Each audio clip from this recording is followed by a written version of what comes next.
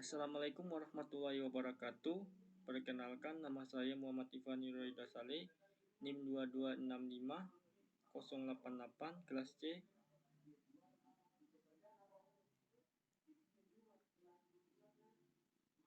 Baiklah, kepada dosen pembina Bapak Eri Musyar Hasiri, Sarjana Komputer, Magister Teknik.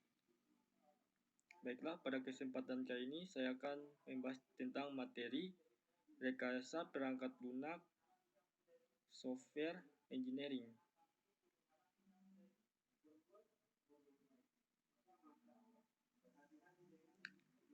Sejarah software engineering.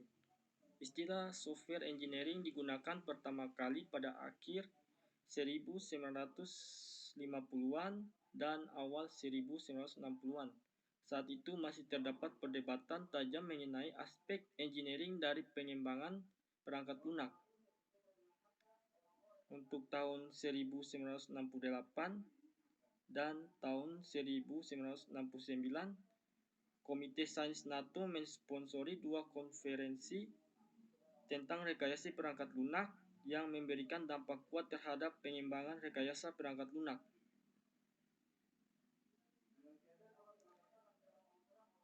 Pengertian dasar.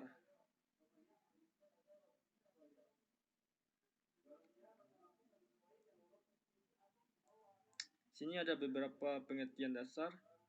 Sini ada istilah rekayasa perangkat lunak dalam kurung RPL. Secara umum disepakati sebagai terjemahan dari istilah software engineering. Kemudian untuk istilah software engineering mulai dari dipopulerkan pada tahun 1968 pada Software Engineering Conference yang diselenggarakan oleh NATO. Sebagian orang mengartikan RPL hanya sebatas pada bagaimana membuat program komputer, padahal ada perbedaan yang mendasar antara perangkat lunak, software, dan program komputer. Perangkat lunak adalah seluruh perintah yang digunakan untuk memproses informasi. Perangkat lunak dapat berupa program atau prosedur. Program adalah kumpulan perintah yang dimengerti oleh komputer. Sedangkan prosedur perintah yang dibutuhkan oleh pengguna dalam memproses informasi dalam kurung O'Brien pada tahun 1999.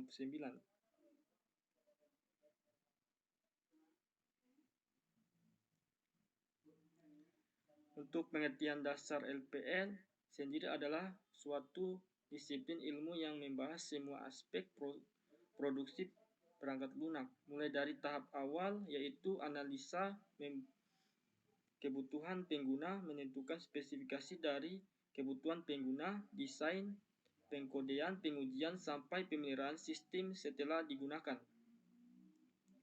Dari pengertian ini jelaslah bahwa RPL tidak hanya berhubungan dengan cara pembuatan program komputer. Pertanyaan semua aspek produksi pada pengertian sebelumnya mempunyai arti semua hal yang berhubungan dengan proses produksi seperti manajemen proyek, penentuan personil, anggaran biaya, metode, jadwal, kualitas, sampai dengan pelatihan penggunaan merupakan bagian dari RPL. Untuk perangkat lunak software, perangkat lunak merupakan program-program komputer dan dokumentasi yang saling berkaitan. Rekayasa perangkat lunak berasal dari dua kata, yaitu software dalam kurung perangkat lunak dan engineering dalam kurung rekayasa. Sini kita akan membahas dari dua software, yaitu yang perangkat lunak dan engineering. Sini ada perangkat lunak dalam kurung software adalah source kode pada suatu program atau sistem. Perangkat lunak tidak hanya dokumentasi terhadap source kode, tapi juga dokumentasi terhadap sesuatu yang dibutuhkan selama pengembangan, instalasi, penggunaan, dan pemeliharaan sebuah sistem.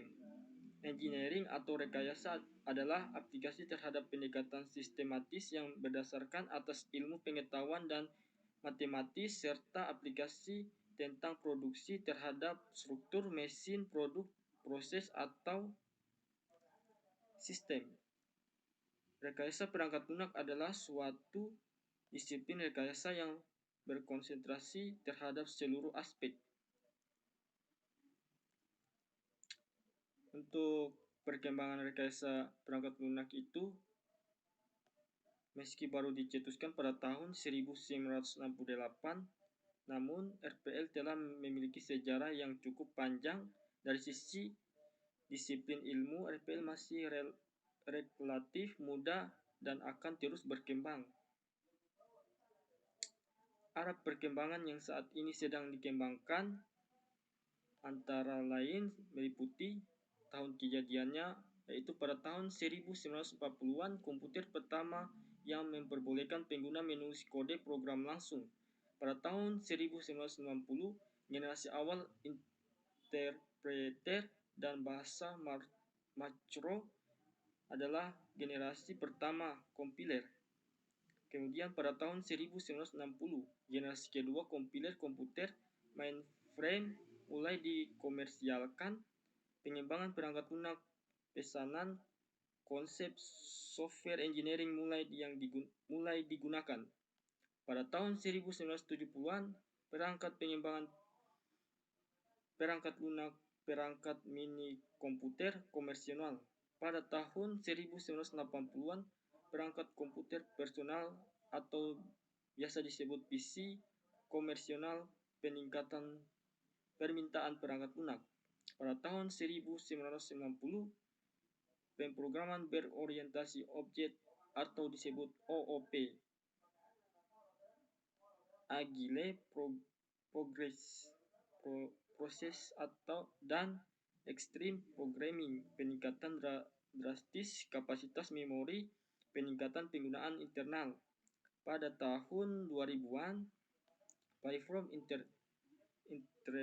interpreter modern seperti Java, Net, PHP, dan lain-lain. Untuk ruang lingkup rekayasa perangkat lunak software engineering, rekayasa perangkat lunak telah berkembang sejak pertama kali diciptakan pada tahun 1940-an hingga kini. Untuk fokus utamanya pengembangannya adalah untuk mengembangkan praktik dan teknologi untuk meningkatkan produktivitas para praktisi pengembangan perangkat lunak dan kualitas aplikasi yang dapat digunakan oleh pemakai. Kemudian di sini ada bagian di sini adalah software engineering. Kemudian di sini terbagi-bagi untuk software engineering, ada software design, ada software construction, ada software requirements. Untuk software kemudian di sini untuk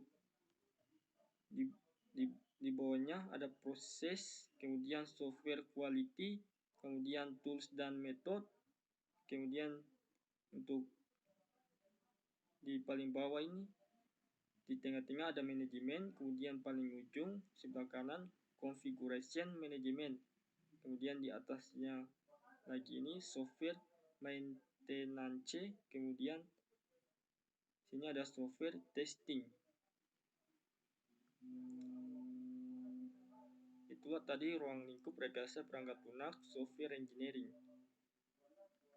Untuk tujuan rekayasa perangkat lunak ini, tujuan dari RPL adalah menghasilkan perangkat lunak yang berkualitas, 2. Menghasilkan perangkat lunak yang efisien, 3. Menghasilkan perangkat lunak tepat waktu. Bisa dilihat pada gambar di samping ini.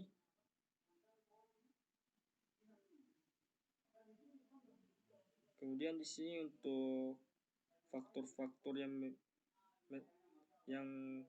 melatar belakangi munculnya RPL di sini adalah yang pertama ketidakmampuan organisasi memprediksi waktu, usaha, dan membangun perangkat lunak. 2. Perubahan nisbah atau rasio perubahan perangkat keras THD harga perangkat lunak. Kemudian yang ketiga, kemajuan pesat perangkat keras. Yang keempat, kemajuan dalam teknik-teknik pembuatan perangkat lunak. Yang kelima, tuntutan yang lebih tinggi THD jumlah yang perangkat lunak. Kemudian yang keenam, tuntutan yang lebih tinggi THD mutu perangkat lunak. Kemudian meningkatnya peran pemeliharaan. Yang ketujuh,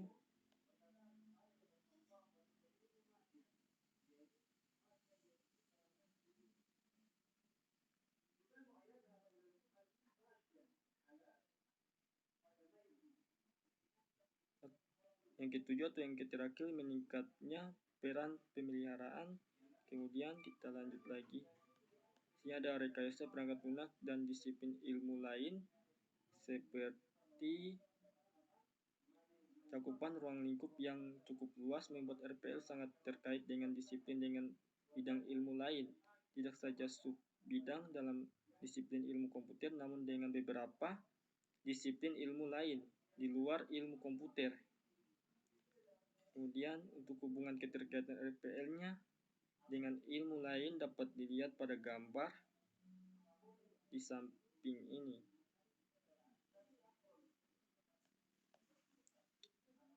Sini ada manajemen, ada matematika, ada ergonomika. Sini untuk 3 bagian yang ada di atas sini. Sini untuk menghubungkan rekayasa perangkat lunak ini. Kemudian untuk manajemen turunannya adalah manajemen kualitas. Untuk matematikanya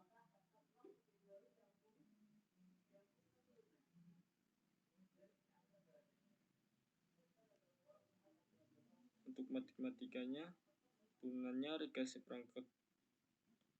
Untuk manajemen proyeknya sini turunannya rekayasa perangkat lunak. Untuk yang ergonomika ini sini turunannya rekayasa sistem.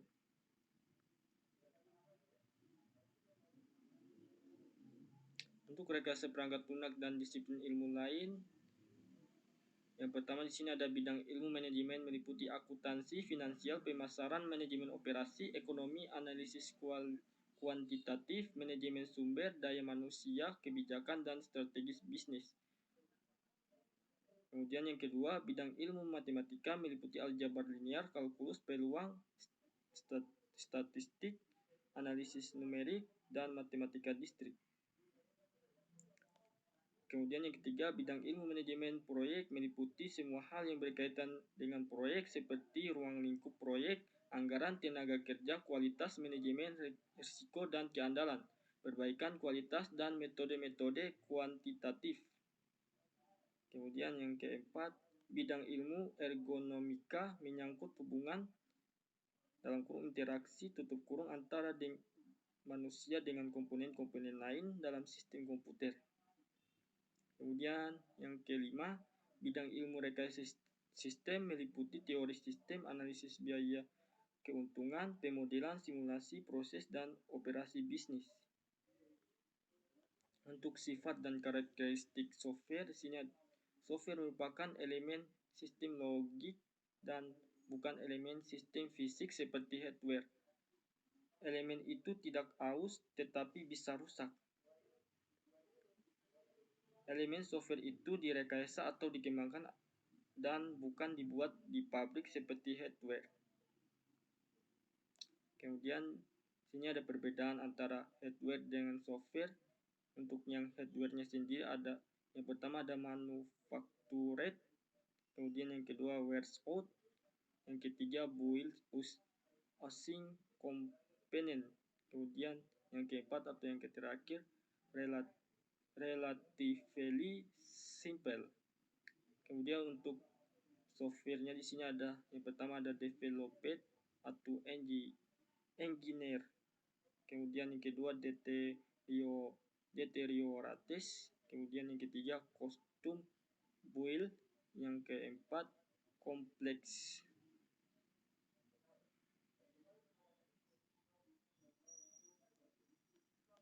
Untuk kategori perangkat lunak secara umum, sini ada kategori perangkat lunak secara umum dapat dikelompokkan sebagai berikut.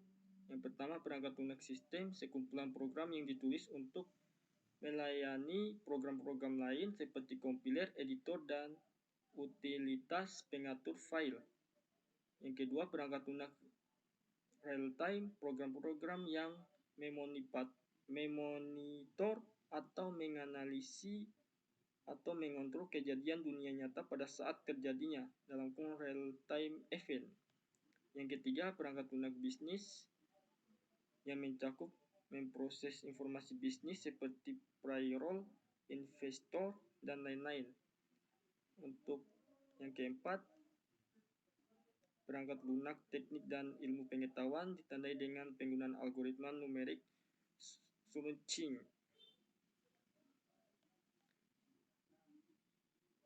Yang kelima, embedded software adalah produk yang ada dalam read-only memori dan dipakai untuk mengontrol hasil dan sistem untuk keperluan konsumen dan pasar industri.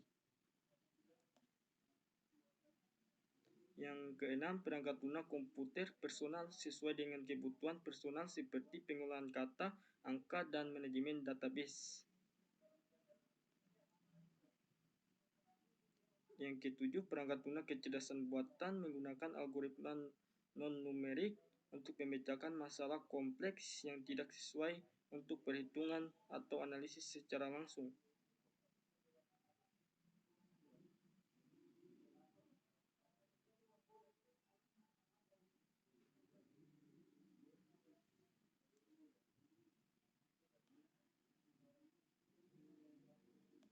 Sini untuk tipe-tipe softwarenya, sini sistem software adalah sekumpulan program yang ditulis untuk melayani atau menunjang program lain seperti compiler, editor, utility, sistem operasi, driver, dan prosesor telekomunikasi.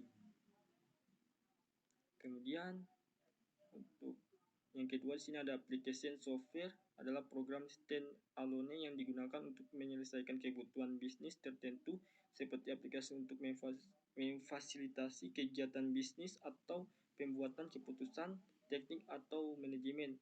Contohnya di sini point of sales, transaction processing, real-time manufacturing process control. Kemudian yang ketiga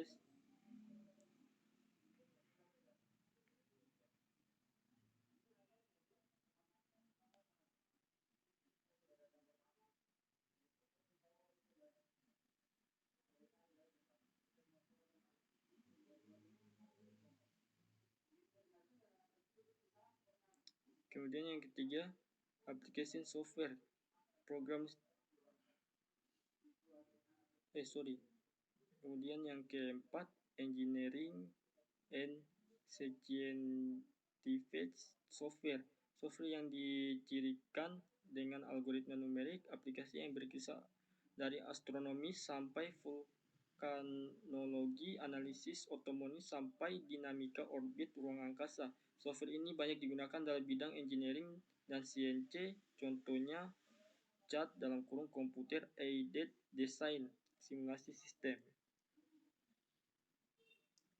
Kemudian sini masih lanjut ada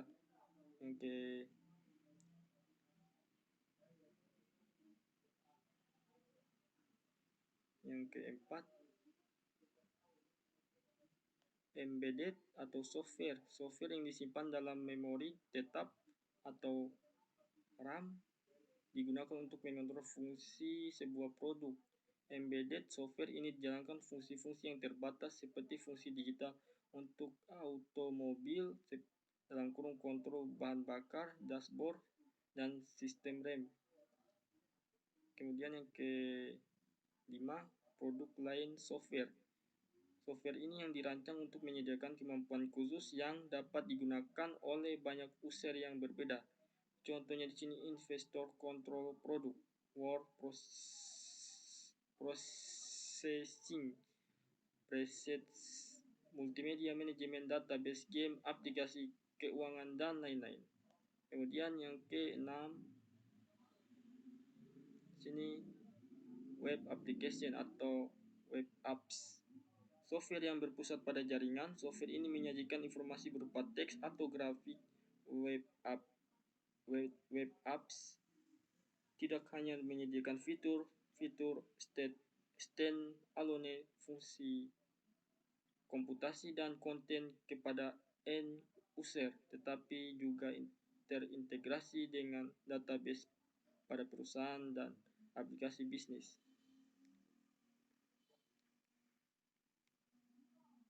Kemudian yang terakhir sini ada artificial intelligence software. Software ini banyak digunakan untuk algoritma dan non-algoritmerik dalam memecahkan masalah kompleks yang tidak dapat dianalisis dengan komputasi biasa. Saat ini bidang AI yang paling berkembang adalah experience system dan knowledge-based system.